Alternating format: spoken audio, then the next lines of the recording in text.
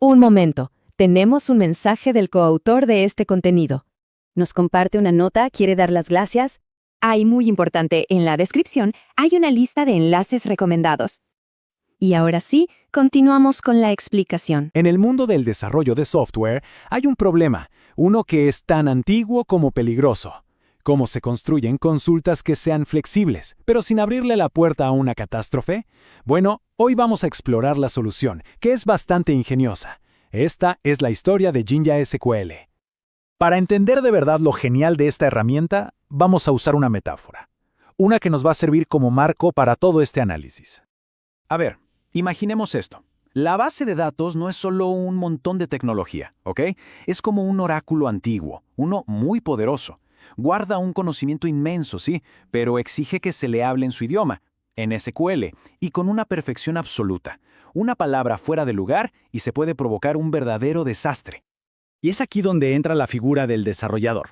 La gente normal hace peticiones muy variables, como quiero las ventas de este mes en esa región.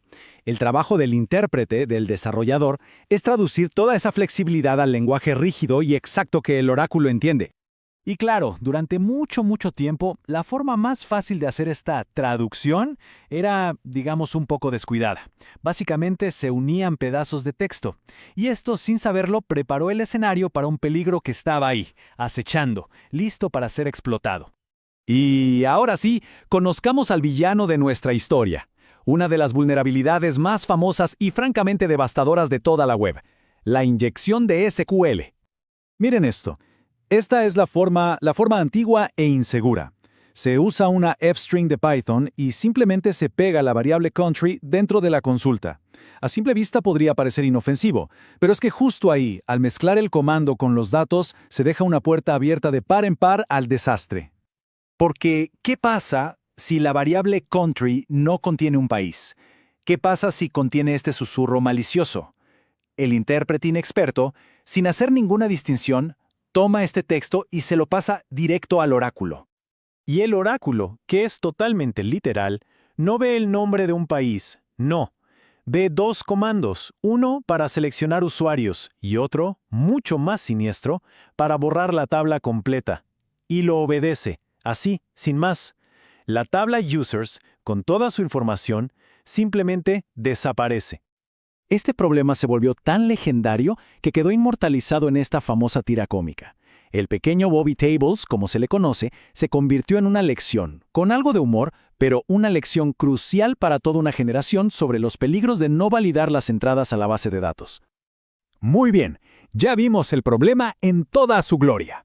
Ahora, pasemos al héroe de esta historia y veamos cómo nos rescata de este posible caos. Esta es la pregunta del millón. Se necesita la flexibilidad para buscar por diferentes países, o fechas, o lo que sea, pero sin abrir la puerta a la destrucción. ¿Cómo podemos tener ambas cosas al mismo tiempo? Y aquí está la clave. El punto crucial es este. La solución no es intentar ser más listos al limpiar los datos. Es un cambio total de paradigma. El código de la consulta y los datos del usuario nunca, pero nunca, deben mezclarse en la misma cadena de texto. Tienen que viajar por caminos separados, siempre. Y aquí es donde Jinja SQL brilla, porque automatiza este principio de separación. Primero, procesa la plantilla y genera una estructura de consulta pura, o sea, el código, con marcadores de posición donde irán los valores. Y después, recopila todos los valores en una lista totalmente separada, o sea, los datos. Esto lo ilustra a la perfección. A la izquierda, el código y los datos se mezclan en un solo camino, un camino muy peligroso. A la derecha, el método de Jinja SQL crea dos caminos separados. Devuelve la query, el código, por un lado, y los bind params, los datos, por otro. Al recibirlos así, por separado, la base de datos sabe perfectamente que los datos son solo eso, datos, y que nunca debe intentar interpretarlos como un comando. Bien, ahora demos un paso atrás, porque Jinja SQL no apareció de la nada. Para dominarlo de verdad, es clave entender su lugar en la historia y en el conjunto de herramientas de cualquier desarrollador.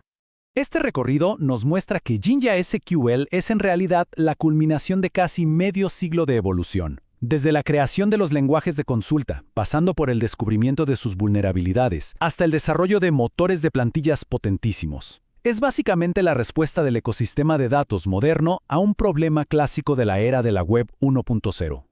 Entonces, ¿dónde encaja Jinja SQL en nuestro kit de herramientas? Esta tabla nos da una guía bastante clara. Para un script rápido, algo que no irá a producción, el formateo de cadenas puede que sirva. Para aplicaciones muy complejas, un ORM completo suele ser la mejor opción. Pero justo en el medio, en ese mundo de la analítica, los reportes y las APIs, donde se necesita un SQL que sea legible y dinámico, ahí Jinja SQL es el rey absoluto.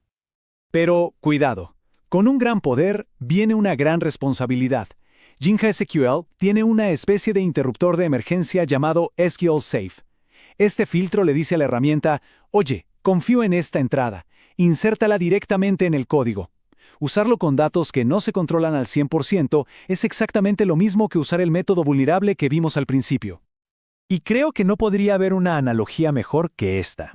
Hay razones muy específicas y legítimas para usarlo, claro que sí, pero si existe la más mínima duda, es mejor no tocarlo.